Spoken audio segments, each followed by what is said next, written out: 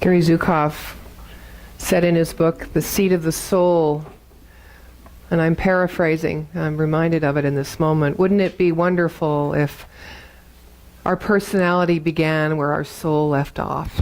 Kind of feels like that in this moment. No divisiveness, no separation. Yeah. Some people have said, this is a beautiful space. It's got great energy. It's intimate, it's comfortable, it's relaxing. It's not pretentious and it's neutral. But there's this thumping that happens downstairs when I'm trying to meditate every Sunday. It reminds me, years ago when I was in ministerial school in Vancouver, we moved around a lot, our location, and we ended up in the Granville Street Theatre in the middle of winter. And it was very cold.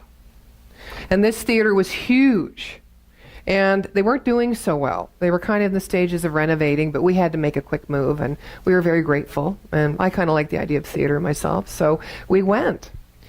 The congregation kept diminishing, and we ended up with, from a 400-person congregation when I first joined the Celebration of Life Center, when we got into that theater, there was like 35, 40 people. And of course, no one sat in the front row, right? They're all like spotted. And it was cold. They didn't, and the heat system broke down. The water tanks, everything broke down. And there everyone's sitting in the winter. And Vancouver's damp, right? So it's even colder. And they're sitting in their seats like this. And I come out and I go, the spirit of warmth is within you. It's when they're like, they don't change, right? And I go, okay. It may be a metaphysical truth, but nobody wants to hear it right now. So going back to that you did hear, or maybe you didn't hear. Maybe you were gone somewhere beautiful. Maybe you had to move past it. Great, because that's what we do. The art of possibility is about coming from the place of all possibility which we create for ourselves, and take ownership of ourselves and rely upon within ourselves to create, rather than the external environment lining up to suit us and make us feel okay. So 15 years later, I can tell you that metaphysical truth with great conviction. I didn't even believe what I was saying before, really. I knew it was the truth, but so that's kind of the rhythm of life. It's kind of interesting that as we slow down and center and be still and come in alignment with the peace, we transcend that rhythm of life that often we get caught in and tripped up by. We transcend it by including it. Because you're going to be separate from something if you try to move away from it, right?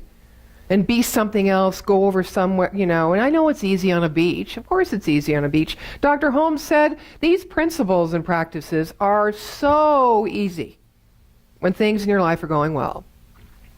But that little irritating boom, boom, boom, boom, as you're going in and transcending is a part of it. Ken Wilber, who created Spiritual Dynamics, quite a profound, prolific author, who helps to bring the practicality, the relevancy to spirituality, talks about this idea of transcending and including. I personally love it. Because my message, you're always told when you go through ministerial school, you have one message. It's your message. And whatever you do as a minister, or as a teacher, or as a ceremonial facilitator, that message will always be that foundational premise from which you speak, from which you counsel, right? From which you build, whatever, create. And my message is, and I found it 30 years ago when I started clowning, and it is, we only know our divinity by embracing our humanity. That is transcending and including. Even metaphysics, the way it's often presented and taught, has us thinking that our divinity is one place and our humanity is in another place. 'Tis not so. Right? So the art of possibility begins, I think, as we become still and let flow what is. My thoughts about who I am, my thoughts about the thump, my thoughts about my partner, my thoughts about my career or not making enough money. Let it flow. Do not put it somewhere. Don't trash it, suppress it, deny it. Let it be. Give it room. Because life is energy.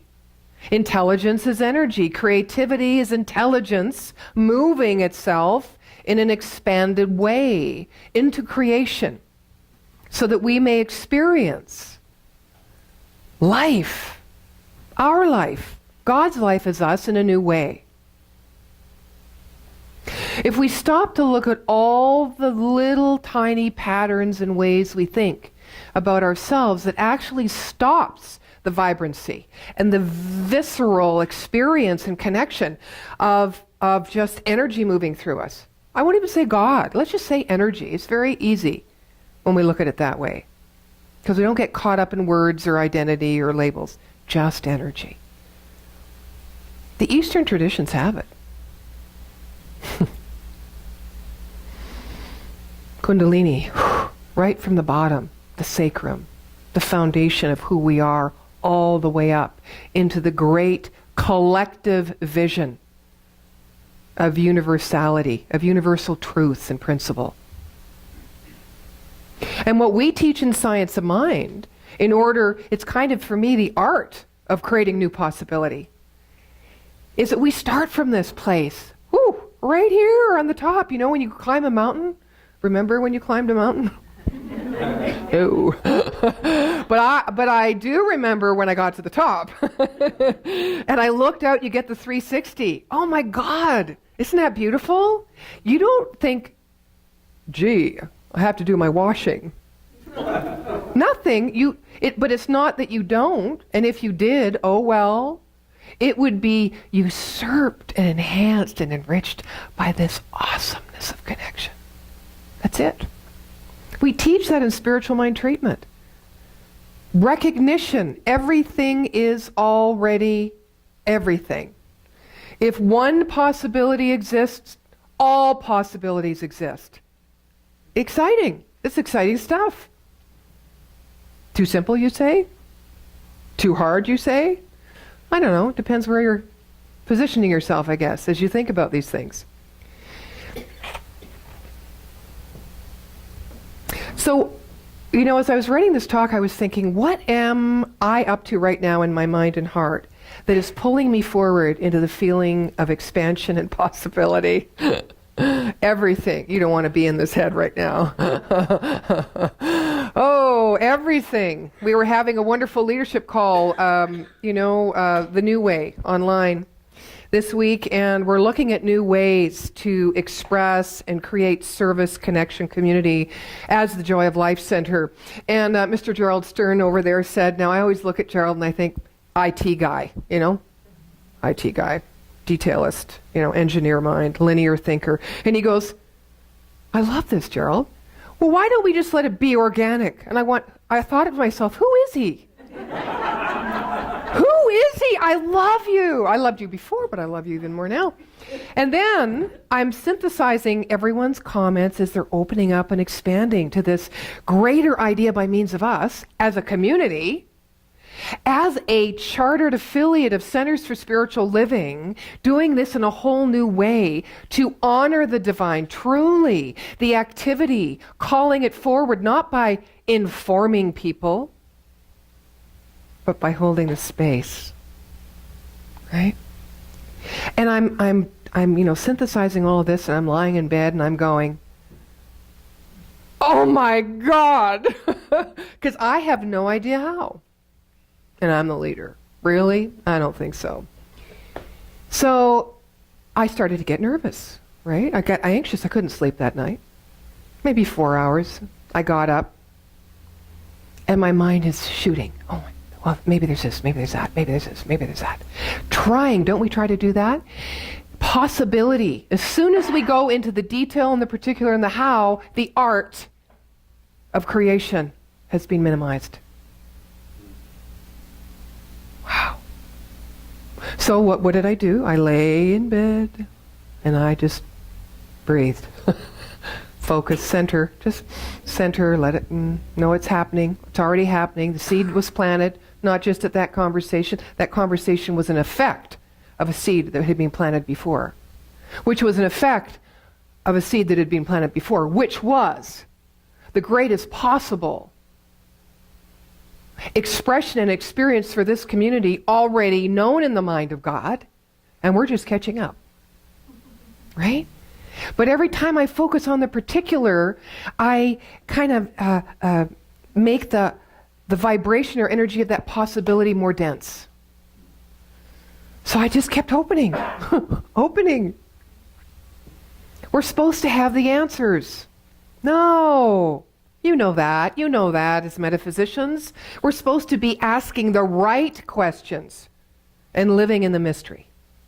That is where the direct experience of God is. We cannot know this thing called God.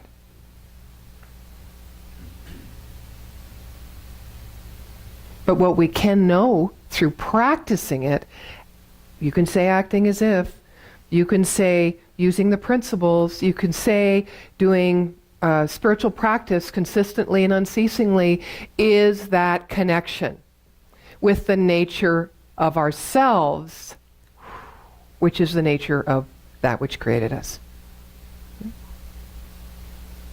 When we live, move, and have our being in this physical reality from that place, all is well no matter what is going on.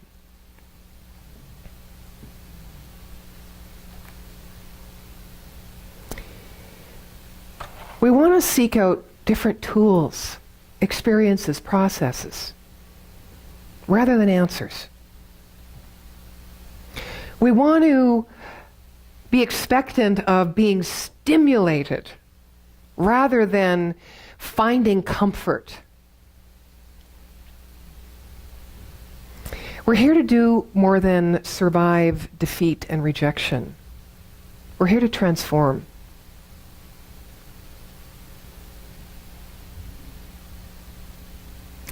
Art. How many of you here are artists of some kind? Or have creative expression in your life? Okay. Yeah. Gerald, I'm picking on you today. He's in dance competition. He found dancing, 3 years ago? 4 years ago? 3 years ago? Oh my gosh. Man. And he's like just dancing in competitions all over the place and having a great time. I know, creative expression is a means of spiritual fitness. I've thought that forever. And yet when I get into my head, I don't seem to make time for my creative expression. They seem to be two separate things, and they're not. They're not. Of course they're not. But what is it I think I'm going to get by knowing more intellectually that I can't get by being creatively expressive?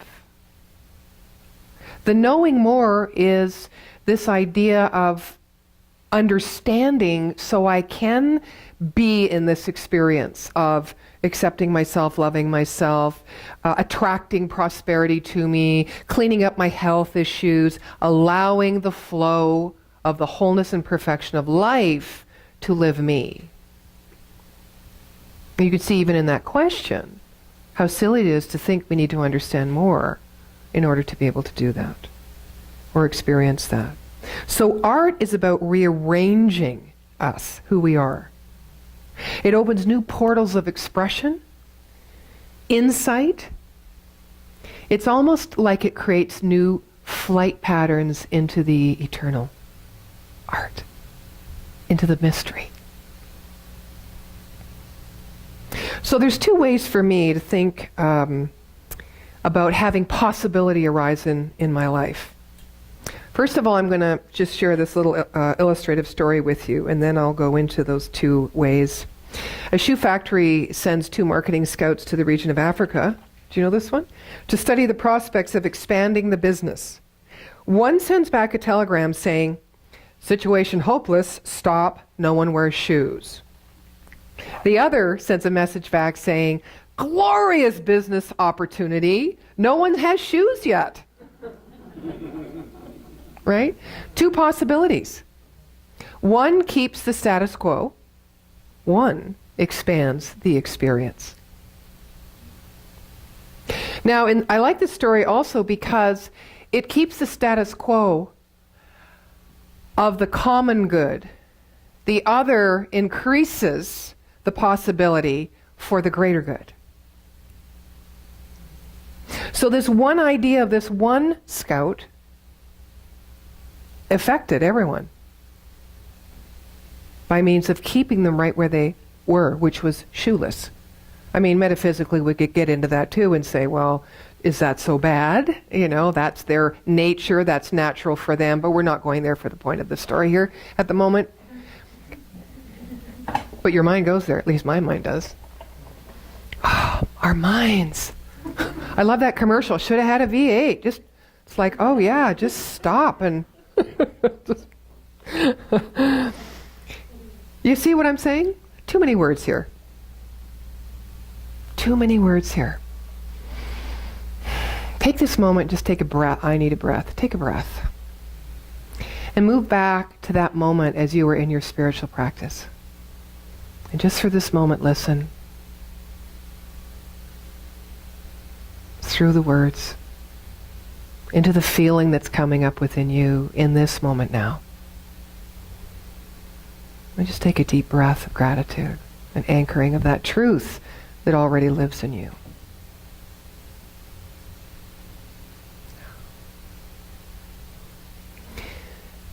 So the second scout affected the collective in a way that's going to bring a new experience to everyone. And from that, we all can ascertain what then might be the effect. So in metaphysics, speaking of the art of possibility, the first way is to go from either feeling fear or thoughts of fear or even a good idea, a new idea, to spiraling inside of us into that center of stillness and calm and order by putting a principle into practice. That's what we teach in Science of Mind. Putting a principle into practice. The second way is to go from fear or an idea, a creative idea, a good idea, a positive idea, to spiraling out and arguing for our position to remain where we are. Now, I put the first one first and the second one second because often we demonstrate the second one first. But truly, the first one is to, when this fear starts to constrict our mind, or when our body starts to gain anxiety like mine did when I was digesting the leadership call, it started to tighten. And I could feel my heart and my breathing and my lungs was constricted. Right? Conversely, if I have a great idea, which is opening, which I feel really centered and connected in a great idea, either one of those, we can take that little shot or that little tonic of resistance and doubt because we've gone outside to figure how it's going to happen. And we remain out here. We've already disconnected. So I wanted to really bring forward this idea that where we start in fear or whether we start in a great creative idea, if we look outwards into the how, the result will be the same. We will continue to create the status quo in our life. If we have fear, or if we have a great creative idea and we go in, to remind ourselves about principle, universal order, the intelligence that lives, moves, and has its being as us, and then align our thoughts and our expression, our words, take our next step, what to do, we'll just figure out the first step.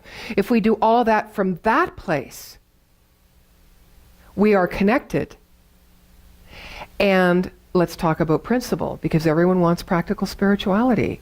So I hear. Enough theory, they say. So let's look at creating a mental equivalent. I have fear, I'm in fear, or I have this great idea, but I go out to find mirrors of that, or people or resources that might be able to help me with that idea. Anyone do that in their life until they get so unimaginative it's harmful? I do. I look for partners. Yeah, I want energy. I want extra energy, you know? You and me together, what we can create together is far greater than what I can create alone. Truth? It has some truth. But what does it do about me? How does it leave me? What kind of mental framework does it leave me in? That I am not enough on my own. Which means my good is still sourced and becomes greater. My good becomes greater, maybe activated, better fueled, if I can combine my energy, because we'd have a greater energy together. But don't forget, this greater energy has a personality. You ever run across that? Business and partnership? Or partnership and business? Yeah. Where once I was going to this wonderful person because my experience over this far was saying, wow, we get each other. You know? We're good together. We have fun together. She's left brain. Not really. I'm only just saying it. Okay. I'm right brain. Not really. I'm really left brain. Okay. But but together we make a whole. Right? That reminds me of my young couples who come for weddings. The young ones, the first time they're in love, you know, with the starry eyes, Sharon, you know. He completes me. I think you need, I'm so sorry, I'm double booked. I think you need to find another marriage. It's really hard to work with those people. Well, the trick is you don't work, you just accept, right? And so we start working together, and all of a sudden, whoop, something happens there. We have a conflicting opinion or an idea that won't gel, or you know, these ideas of needing to know more or be more, or this idea of comparison and competition, which is so relevant in the paradigm of our society, gets the better of us. And then pretty soon we have an unresolvable issue, which of course pulls us apart, pushes us apart. So if I was to come at this idea and I was to be accepting of everything, absolutely accepting, and I never reacted to anything that was pushing up against me as an idea or an emotion or a reaction of Diane, if I was just to be that vessel of love, of openness, of open-heartedness, this stuff would work itself. It will end somewhere, but it would never end. It would always be, our conversation would always be flowing. And if we were both open and open-hearted, which is the love of God being and acting as if, right? Being the change. If we were to keep centered and working with ourselves and doing our own work, then this would resolve itself beautifully for both of us, and it would be a win-win. The thing is, we often don't stay in our heart. We try to use our mind because it's what figures out the how, instead of just let's be what is and love what is. This protects us. This strategizes, this measures, deduces. Very important part. But alone, So the art of possibility of my working with Diane and creating a great partnership is not fulfilled if we don't work with principle. What's principle? It's done unto me as I believe. The energy of my thought will find its corresponding energetic vibration outside of me. There's always a law of attraction. There's no such thing as opposition, because everything is all one. And the vibration that I have in my mind through the idea that I create is heightened by my doing my own spiritual work to bring my heart inclusive so that I can approach something open, neutral, willing, vulnerable, so I can listen Not to what I need, but to what is going on. And I will attract that within a person that is sitting in my presence, where 10 minutes ago we were in conflict. This is what they teach in conflict resolution. This is how restorative justice started to happen. It isn't win-lose. It's being together in the knowing of what is extremely possible by means of us in our consciousness when it's aligned, and it needs to be aligned within ourselves first. That's how we bring ourselves to the greater possibility and the art of creating possibility in our life, rather than selecting cha-ching from that place of comfort and safety, which will create possibility, maybe in a new way, but it won't give us what our soul is truly seeking. We will just have created a new expression or a new person, relationship, or a new job, but the same issue will remain. So we can change the scenery. See, we're out there again. But we haven't worked on the economy within ourselves.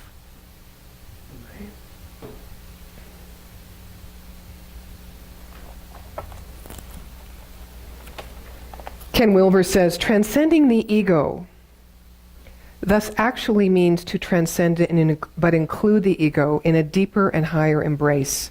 First in the soul or deeper psyche, then within the witness or primordial self, then with each previous stage taken up, enfolded, included, and embraced in the radiance of one taste. And that means we do not get rid of the small ego, but rather we inhabit it fully, live it with verve.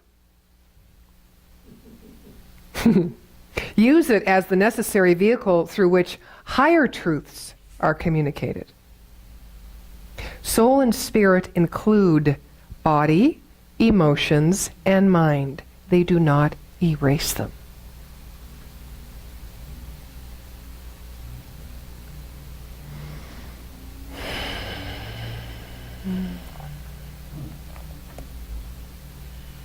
It's important for us all to keep in mind that our words and our thoughts are not absolute truth.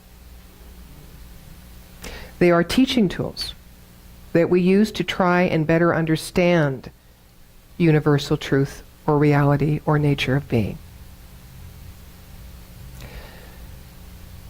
In the old Zen, I think it's Zen, or maybe it's the Taoist statement, our words are but the finger pointing to the moon. Let us not get so caught up in the finger that we miss the moon to which it is pointing to. Even our teaching symbol, here, the science of mind, which I revere. Well, this is my breath, this is my centering, this is my understanding, this is my possibility, right? Even this is just a description, a definition, a symbol, a metaphor. It's merely a map. It's just a map. Right? We study maps so that we can make the journey. You're on a journey as you sit here right now because something is calling you and pulling you to expand your expression of who you really are. Not what you can do in life, not what your purpose is or your meaning. You're alive. That means you're on purpose. You're alive. That means you have meaning. But expand the expression of the truth of who you are.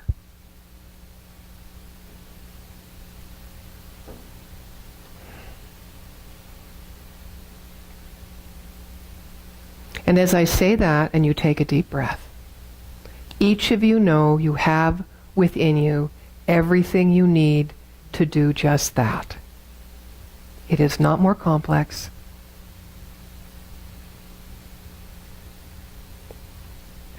It's why we journey. It's why we study. It's why we share. It's why we try new things. It's why we change partners and dance. Not to know more about ourselves, but to express the fullness of who we are. And so it is. Thank you. Judy, please come. Sing us home.